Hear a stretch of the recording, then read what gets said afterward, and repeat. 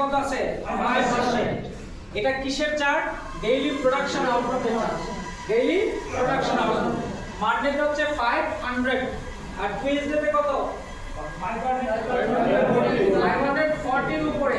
যেহেতু 500 আমাদের রেঞ্জ আছে 400 থেকে কত 460, তারপরে হচ্ছে 480, 500, 520, 540, 560, 580।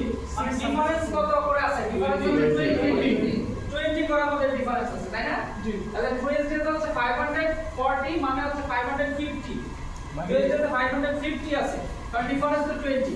আর ওয়েডনেসডেতে কত আছে 520, থার্সডেতে 600 আছে আর ফ্রাইডেতে 580। এটা হচ্ছে আমাদের bar chart daily production output.